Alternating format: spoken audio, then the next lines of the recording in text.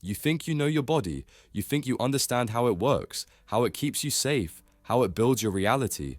But what if everything you believe about yourself, about your very existence, is a fragile illusion? What if the most horrifying truths aren't out there, in some dark corner of the world, but right here, living inside you? Today, we're going to dive into the abyss of super rare diseases, conditions so unbelievable, so utterly bizarre, they challenge everything science thought it knew. These aren't just medical anomalies, they are chilling reminders of how little we truly grasp about the complex, fragile machine we call ourselves. Prepare your mind for a journey into the darkest corners of human biology, where reality is far stranger and more terrifying than fiction. Get ready to face the most chilling paradoxes of life, starting with the very thing that's supposed to protect you, your skin. That very skin, the one you trust implicitly to shield you from the world, can become the first, most brutal betrayer. Imagine this the moment you enter the world. The skin meant to be your soft, protective barrier transforms into a thick, cracked, almost stone-like armor, trapping you in a constant, agonizing embrace.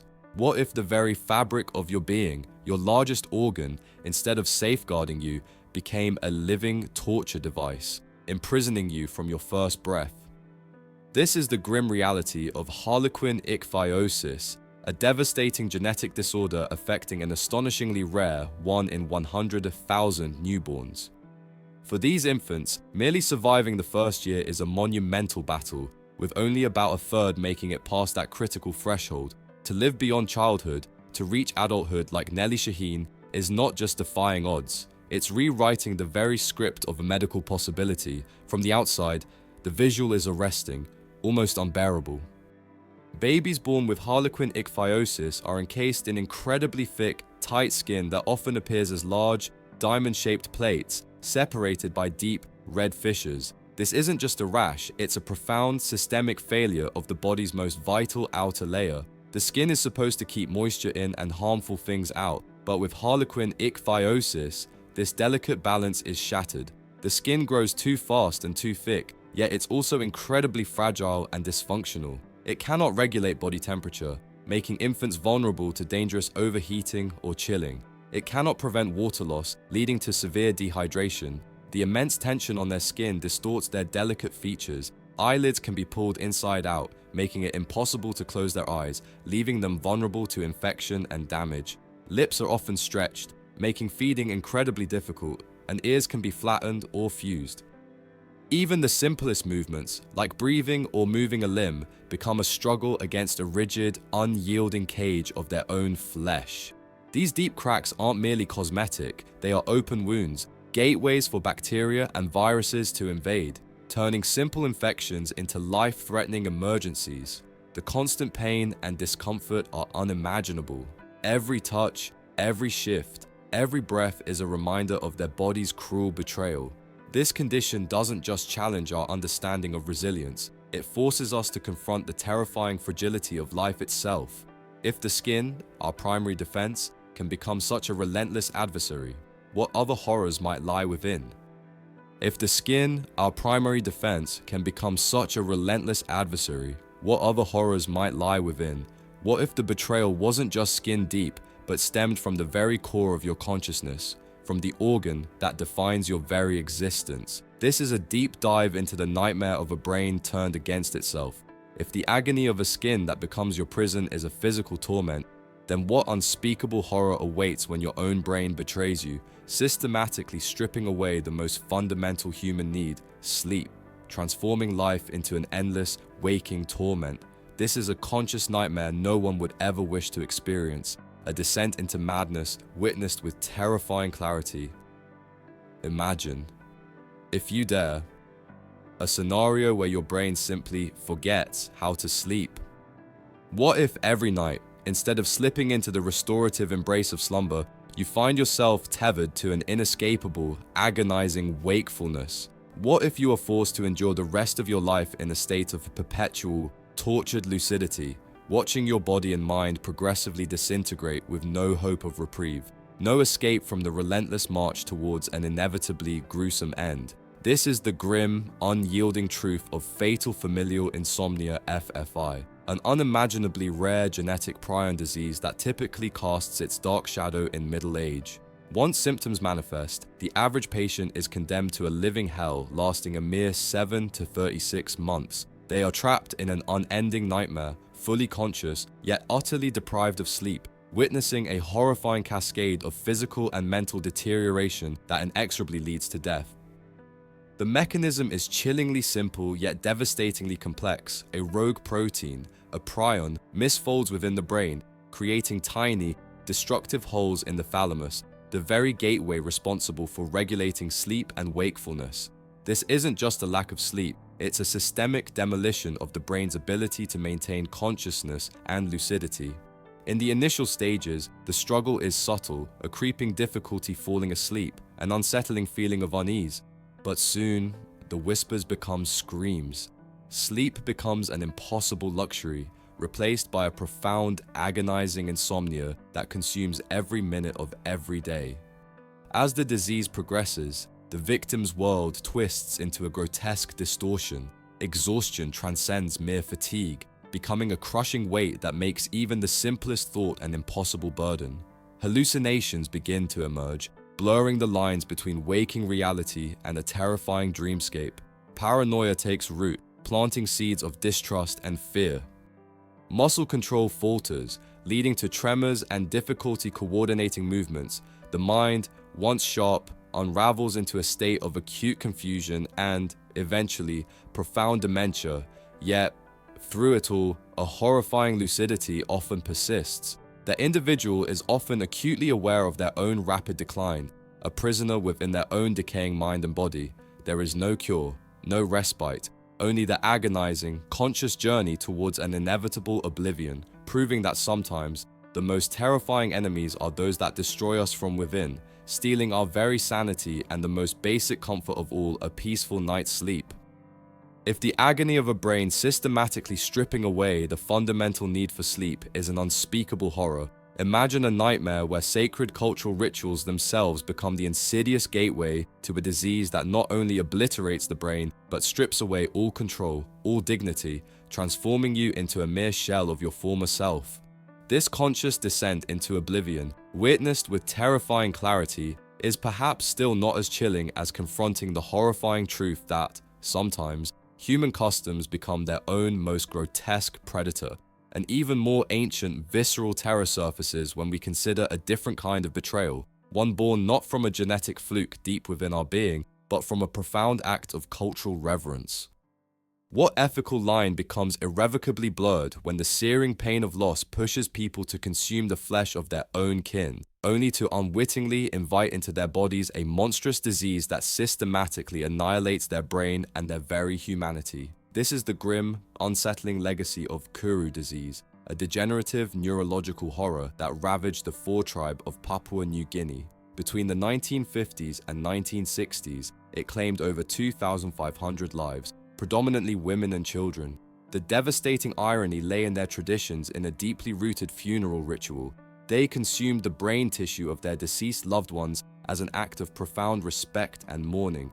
They were utterly unaware that, with each bite, they were ingesting the very agents of their destruction, the infamous prion death proteins.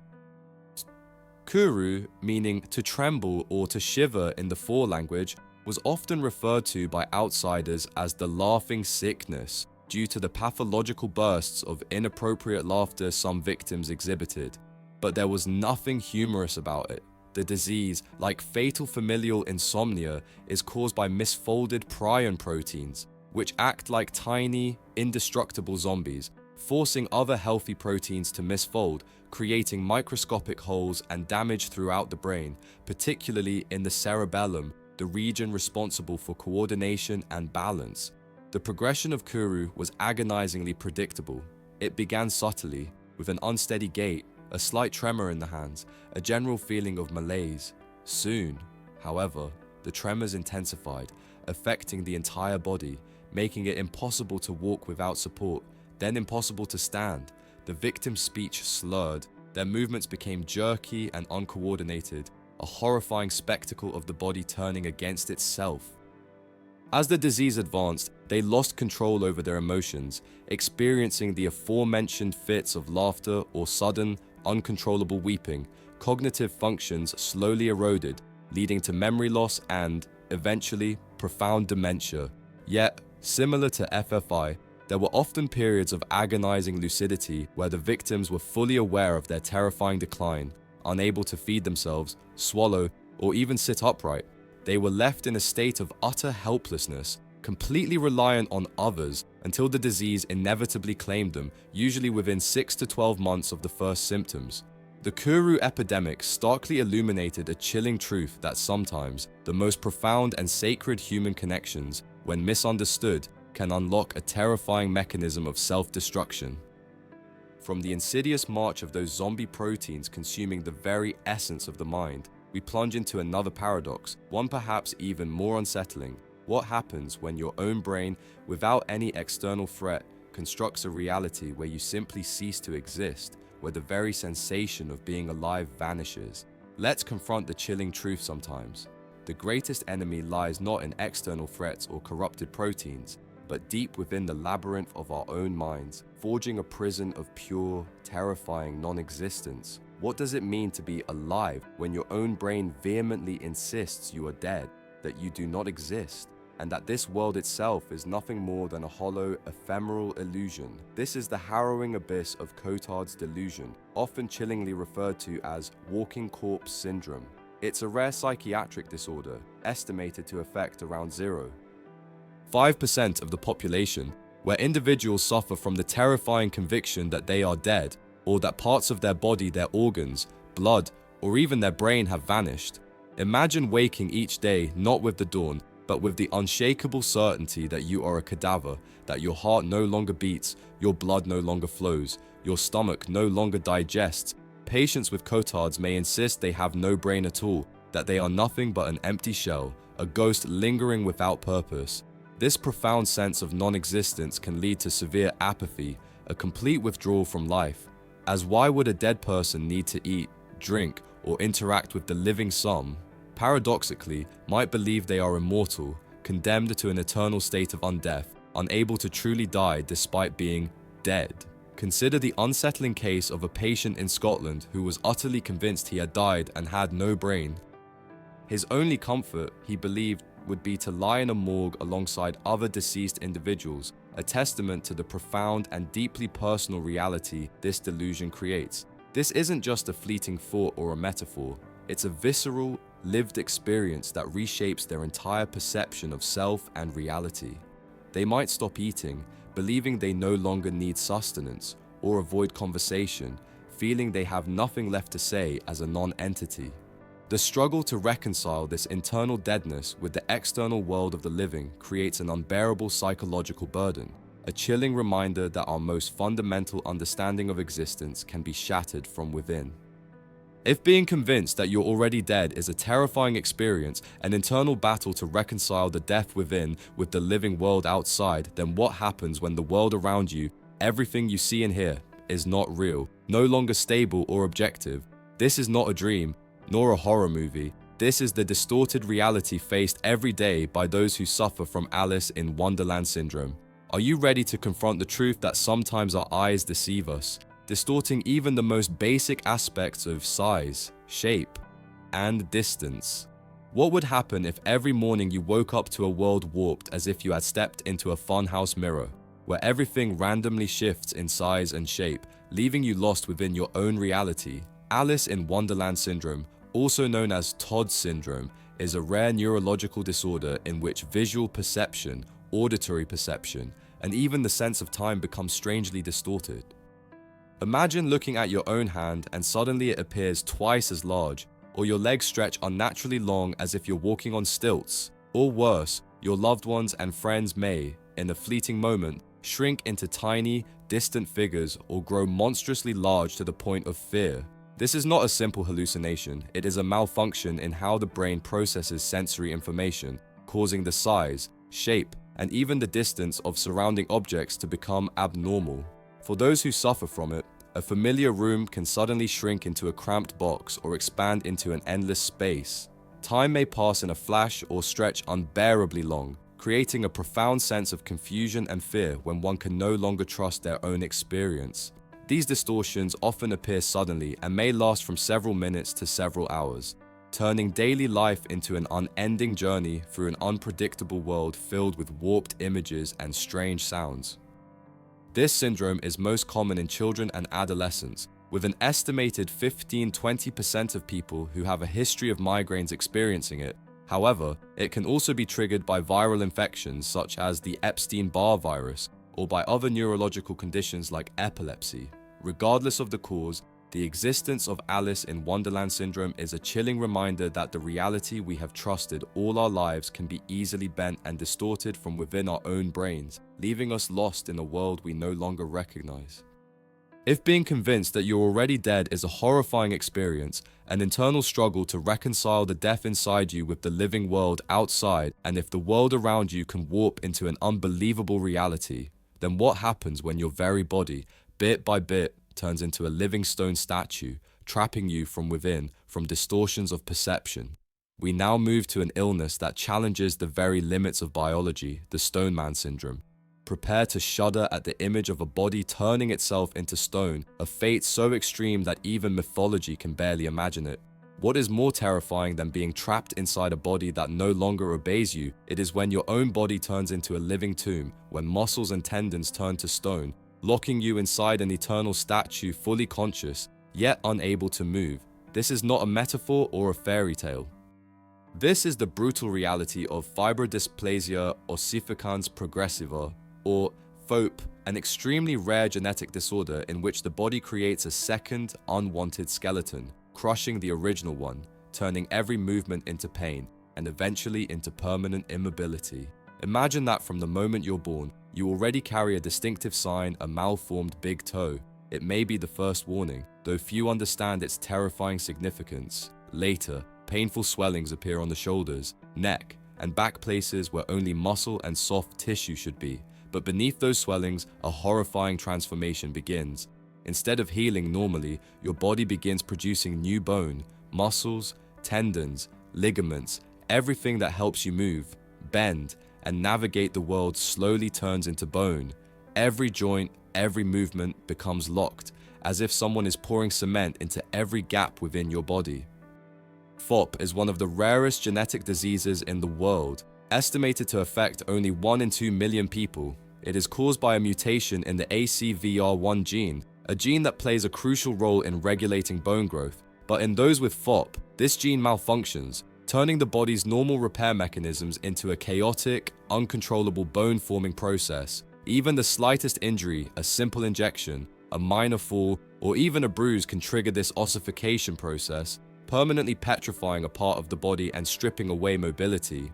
People with FOP must live in constant fear, avoiding any risk of injury, because each new wound may lock another part of their body forever. They gradually lose their ability to move, from being unable to lift their arms above their head to being unable to bend their legs, until eventually becoming fixed in a sitting or lying position.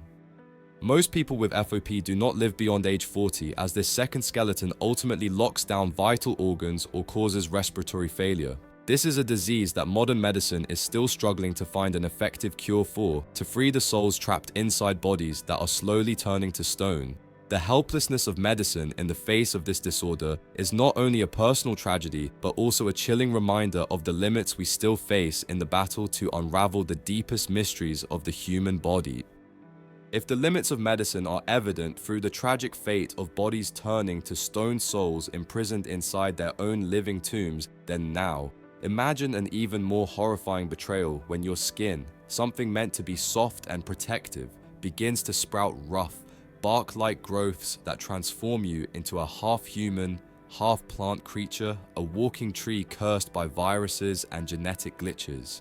Even worse is when your very appearance becomes something foreign and frightening, so unrecognizable that even you cannot see yourself in the mirror, and the world turns away. How would you cope when your own body slowly grows rough, gnarled tumors like tree bark, pushing you into isolation, trapping you in a form no longer your own, while your mind remains fully conscious and aware? This is the brutal reality of Epidermodysplasia Verruciformis, also known as Tree Man Syndrome.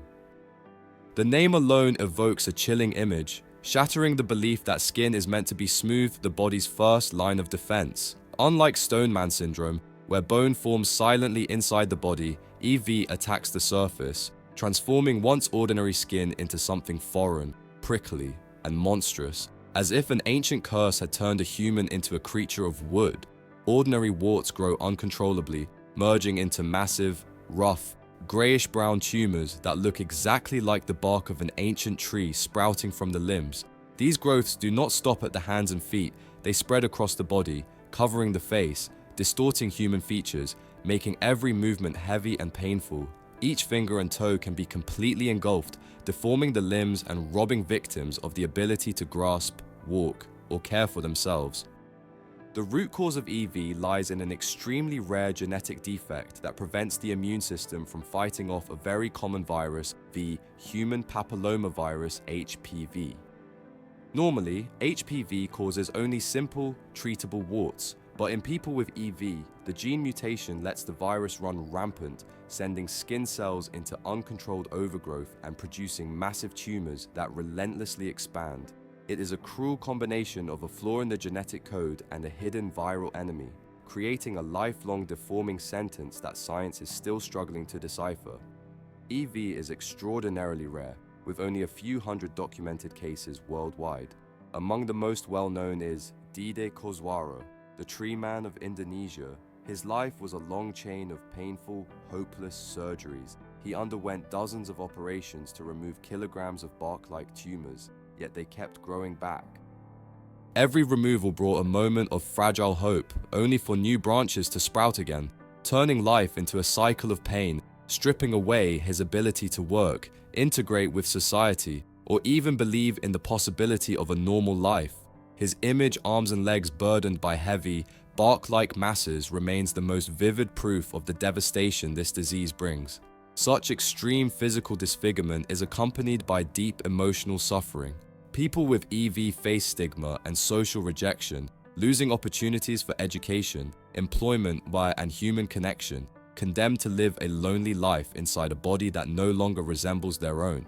They are trapped not only in a body that has betrayed them, but also in the perception of others in a fear and despair with no escape. This is not merely a physical illness, it is a tragedy of identity, of self-loss, and of the cruelty of fate, a chilling reminder that sometimes our own appearance becomes the chain that imprisons us in an unbearable reality. If the limits of medicine have become clear through the tragic fate of stone-like bodies, souls imprisoned in their own living tombs, and through those whose forms have been twisted into rough, bark-covered shapes, then now imagine an even harsher betrayal when the biological clock inside you runs 8 to 10 times faster than normal, stripping away childhood and pushing you into an unwinnable race against death, a furious, unstoppable journey of accelerated aging. Is there anything more cruel than watching time move against you, transforming the years of youth into the burdens of old age, where every passing second is another step toward the end? What would you do when, at just a few years old, you already face the terrifying illnesses of old age, when every moment of childhood is brutally shortened, stealing away youth and the most innocent dreams? This is the heartbreaking reality of Progeria, or Hutchinson-Gilford Progeria syndrome. Instead of causing horrifying outward deformities, this disease attacks from within, altering the very nature of time for the body, turning life into a painful, fast-forwarded film. Progeria is an extremely rare syndrome, estimated to affect only 1 in 4 million newborns worldwide. From a very young age, these children exhibit aging symptoms usually seen in people aged 70 or 80. Their skin becomes thin, wrinkled, with veins clearly visible like an old sheet of paper. They lose hair, their faces become gaunt, their joints stiff and painful. They are young souls trapped inside the bodies of elderly men and women, enduring the horrifying irony of nature. The mechanism behind this devastation lies in a small error in the LMNA gene. This gene is responsible for producing lamine A-as, a crucial protein that keeps the cell nucleus structurally stable. But due to this mutation, instead of creating normal lamine A, the body produces a faulty version known as progerin, SO. This defective protein accumulates inside cells, damaging their structure and function, and accelerating aging at an alarming rate. It is like a sophisticated machine suddenly having sand dumped into its gears, causing it to malfunction, weaken, and break down rapidly. The result is a short life filled with suffering. Children with progeria typically do not live beyond 14 years old. The main causes of death are not old age, but severe cardiovascular complications such as atherosclerosis, heart attacks, and strokes illnesses we normally associate with those who have lived a long, full life. Imagine a 10-year-old child facing the risk of a stroke at any moment, or battling heart disease typically found only in the elderly. Every day for these children is an uneven battle against time. They watch their bodies weaken bit by bit, see their friends grow up strong and healthy, while they themselves become frailer and more worn down. Their lives are a painful reminder of the fragility of human existence, a terrifying testament to how a tiny error in the genetic code can steal away an entire future, turning childhood into a death sentence, forcing us to reconsider the value of every moment we are alive. If time itself can become an adversary, brutally accelerating life towards an untimely end, what unimaginable torment awaits when the very essence of life, water, transforms into a venomous touch? Prepare to confront life's cruelest paradox, one that turns a universal need into a source of excruciating pain, rendering every drop, every tear, a potential threat. How do you survive when the one substance essential for your existence, water, becomes your #1 enemy, inflicting agonizing pain with every touch, transforming bathing, drinking, or even shedding a tear into an unbearable ordeal? This is the harrowing reality for those suffering from aquagenic urticaria, a condition so rare and bizarre it defies our most fundamental understanding of survival. Aquagenic urticaria is an incredibly rare condition with only about 50 documented cases globally. For these few individuals, any contact with water, regardless of temperature, pH, or salinity, triggers an immediate and severe allergic reaction. Within seconds of exposure, an angry rash blossoms across their skin, accompanied by an intense burning, stinging, or itching sensation that can be excruciating. Imagine the simple act of stepping into a shower transforming into an ordeal of fiery agony, or a sudden downpour feeling like an assault of acid. Even their own sweat and tears can betray them, initiating the same painful cascade. The human body is 60% water. Every bodily function, every cell, every tissue depends on it. Yet, for those with aquagenic urticaria, this life-giving compound becomes a relentless tormentor. Drinking water can cause throat swelling and breathing difficulties, making hydration a dangerous gamble. Daily routines that most of us take for granted, washing hands, doing dishes, walking in the rain, become monumental challenges, fraught with fear and pain. Individuals like Rachel Warwick, a young woman from England, have shared their experiences, describing the constant vigilance required to navigate a world drenched in their allergen. Every day becomes a harsh battle for survival, meticulously planned to avoid even the slightest exposure. The exact cause of aquagenic urticaria remains largely unknown, making diagnosis difficult and effective treatment elusive. Theories range from an immune system overreaction to a toxic substance in the water interacting with skin cells, but no definitive answer exists. Patients often rely on antihistamines or other immune suppressants, which offer limited relief. The sheer irony of being allergic to the very substance that sustains all life on Earth is a chilling reminder of the body's unpredictable complexities, a testament to how profoundly a single, inexplicable malfunction can redefine the boundaries of human existence and suffering. It forces us to question the very nature of what is normal, and how fragile our assumptions about life truly are. If the most fundamental elements of life can turn against us, even turning water into an enemy, then is our mind truly safe? What happens if even the calmest moments, the deep sleep we rely on as our final refuge, are transformed into a battlefield of sound, a terrifying experience that exists only inside your head? Prepare yourself for another paradox, where the tranquility of night is ripped apart by an explosion that isn't real, pulling you from drowsiness into sheer panic. We are talking about exploding head syndrome, a sleep disorder so frightening that many sufferers hesitate to mention it for fear of sounding insane. What would you do if every night, right as you're about to fall asleep or just waking up, a loud explosion, a piercing scream, or a gunshot erupts inside your head, jolting you awake in absolute terror? Even though no real sound exists in the outside world, this is not a bad dream. It is an internal reality, a powerful auditory hallucination that shakes your entire sense of safety. Surprisingly, exploding head syndrome is far more common than we think. An estimated 10–15% of the global population will experience it at least once in their lifetime, though it is often mistaken for extreme nightmares or stress-induced hallucinations. Sufferers describe the sound as a thunderclap, a gunshot, a violent collision, or even a high-pitched scream with an intensity that one study from the University of Washington described as louder than fireworks. And the most horrifying part, there is no physical sound whatsoever in your environment. These explosions usually last only a few seconds but are enough to send a person into panic with rapid heartbeat, cold sweat, and overwhelming fear. While they cause no direct physical pain, the repeated episodes can lead to nighttime anxiety, chronic insomnia, and even fear of going to sleep.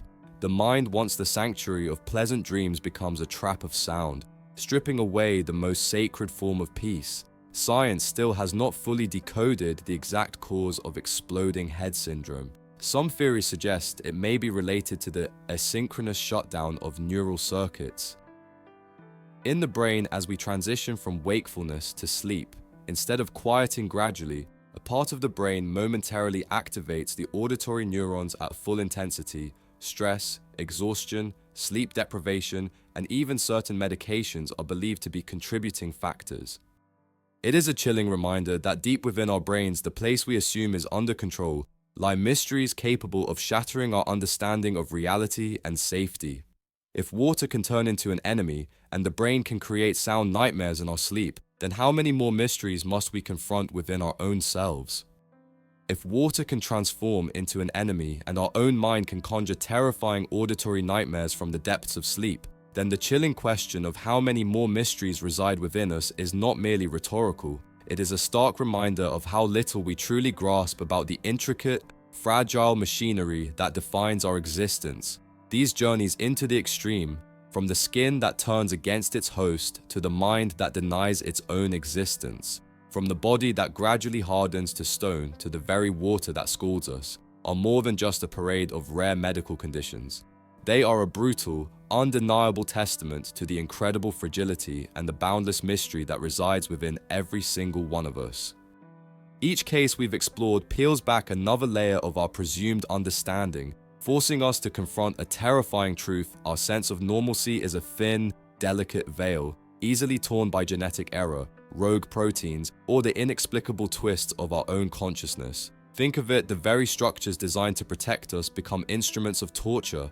The fundamental needs for survival, sleep, food, even water are twisted into cruel punishments. Our perception of reality, our sense of self, the stability of our physical form, all proven to be astonishingly malleable, susceptible to forces both microscopic and deeply ingrained within our genetic code.